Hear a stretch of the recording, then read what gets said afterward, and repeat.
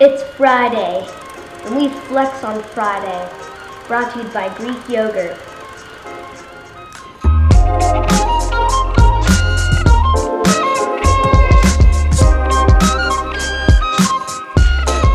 Welcome back to Flex Friday. I'm going to keep the theme in 1 Samuel and jump ahead to chapter 18, verses 10 and 11.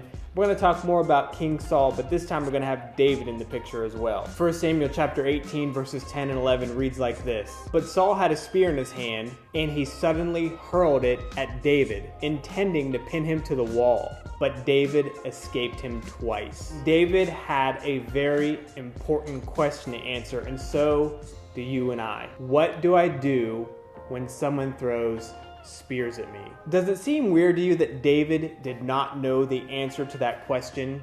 What do I do when someone throws a spear at me? But what exactly do I mean by that? When someone throws a spear at us, we pick it up and we throw it right back at him, right? Yet when King Saul was throwing spears at David, he did one thing. He dodged the spears. You see, he didn't throw King Saul's spears back at him, nor did he make his own spears. He learned to avoid them, and he kept moving ahead. But wait a second, Vince. When I take the spears and I throw them back, don't I prove a bunch of things? Don't I prove that I'm courageous? You stand up for what's right. You boldly stand against what's wrong. Don't you prove that you're tough and no one can push you around? You will not be wronged. This proves you're a great leader, right? It shows that you could become the most skilled spear thrower in all the land. Think about that. Now I'm going to fast forward a little bit. David, he's now king of Israel in his latter years, and David is faced once again with a similar situation, except this time it's involving his very own son. Absalom was hosting meetings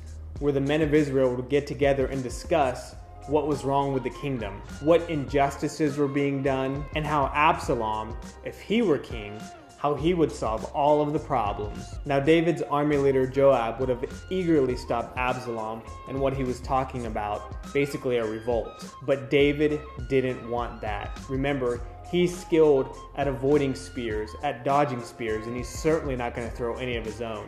David didn't want anyone to speak one word negatively about Absalom. David didn't want people to criticize him or criticize what he was doing and what he was talking about. But won't Absalom take over the kingdom if David doesn't step in? Well, quite possibly, yes. But at the end of the day, David knew this.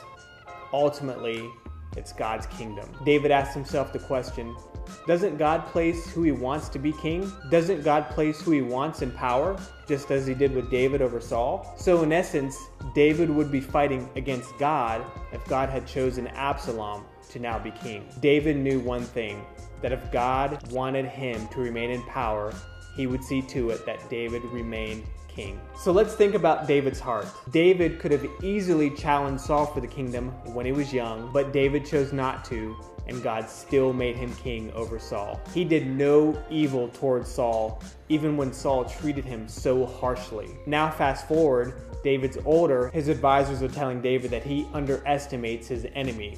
But David has the best response ever. You underestimate my God. You see, David would rather lose his throne, maybe even die, than learn the ways of his predecessor, King Saul, and begin to throw spears. David did not want to become threatened and fearful, even when he felt the throne slipping away. So my question for you, if faced in a similar situation, spears are being thrown at you, what do?